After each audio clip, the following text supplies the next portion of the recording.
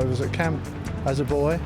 I first experienced God when at a Christian retreat. It was when I was at university. I found myself in a bookshop and looking for a Bible. And then we all put our hands out in front of us and just said, "Come, Holy Spirit." And the challenge went out that if we were serious about meeting God, then perhaps we ought to do something about it. I could feel it, so that was my first encounter with God. It's all happened from then. That's when I was 18. Definitely by the time I was 10, I was very clear that I trusted God, believed in him and wanted to give him my heart and soul. We all have different stories. We've all been on different journeys in those stories. Woven, the London District theme, centres on the power of storytelling to transform and renew us in our lifelong discipleship as followers of Christ.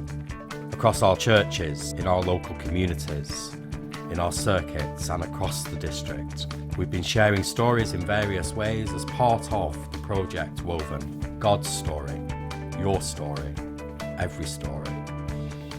This is part of the story so far. We all have stories to tell. We share our stories with others. It's part of how we live and laugh and cry. It's part of how we connect with those around us and how we deepen our relationships with others. Woven has invited us to share our experiences of God at home, at school, within our communities, and in our workplace. I currently work as a pharmacist at the Royal Free Hospital in Hampstead, and I became a Christian in 2010 after my grandmother invited me to a youth weekend away with Kilburn Methodist Church. You can't ever underestimate the impact that you have on patients. God is always at work in us and with us. You know, you look at the life of someone like Moses, who did not know that shepherding sheep in the desert was going to help him to shepherd the people of Israel to the promised land. And you think that even though he was not aware of the process, God was still at work. So they should definitely just be like, where do you want me to go next, dude? As the COVID pandemic hit, it was a big change for all of us in our churches and in our communities in a lot of different ways.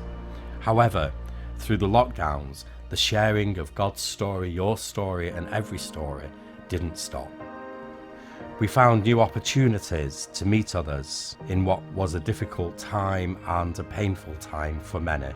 However, during the lockdowns, we heard stories of faith, stories of strength, stories of joy, and stories of how we are woven together with God and each other. The greatest way to keep our faith alive in these times is to meditate on the fact that we are being... Pray twice a day, one in the morning and examine in the evening. Help me keep my faith alive. I'm quite a visual I think learner. the positive thing for me in this season is that... I'm part of a WhatsApp group that discusses scripture. I have my down times. I have times where I feel... I'm here to encourage anybody. But I'm also encouraged by seeing... This lockdown has also brought out the human milk in everyone. Good neighbourliness. Many people in our churches and our communities have found new and creative ways of doing things, new opportunities to share their stories through the spoken word, through rhyme, testimony and praise. I felt unworthy of sitting in that light. When you live in a world that holds external things.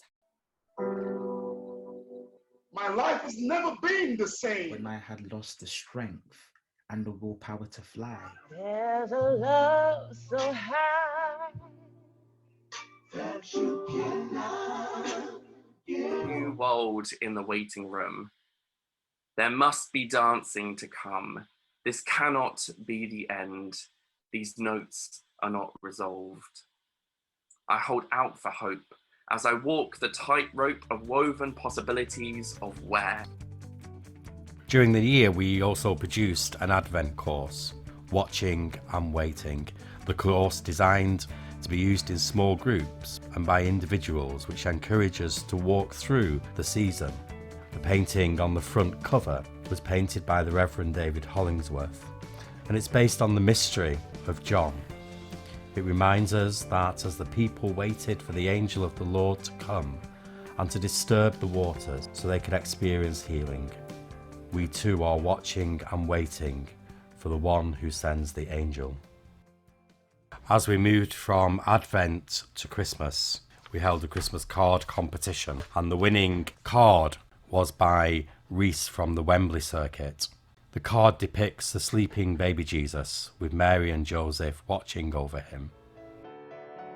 During the Gospels, we remember how Jesus travelled a journey from his baptism through the wilderness and beyond to a ministry of teaching, healing and challenging the injustice of his day and holding the powerful to account. And so through our Lent course, we're reminded us that we are a journey of faith as well. We're also reminded that we are a Good Friday people as well as an Easter people. Throughout the theme, we have heard stories of lament and laughter, stories of graciousness, stories of redemption and transformation, stories of hope, healing and forgiveness. These stories have been shared via the BBC and Premier Christian Radio.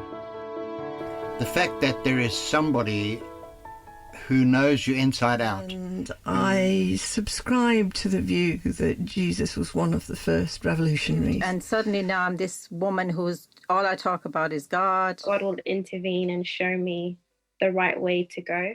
And that's how I've been with God. And I had to decide what I did with my time, and I feel deep within me that it's where I belong. So I had the awareness of God, and I thought if anyone would have asked me, you're Christian, for that, yeah. I have come to a different understanding possibly of who God is.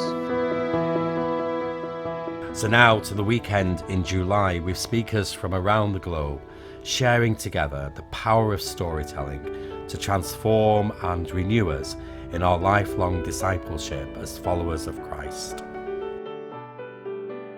And so the story's not over.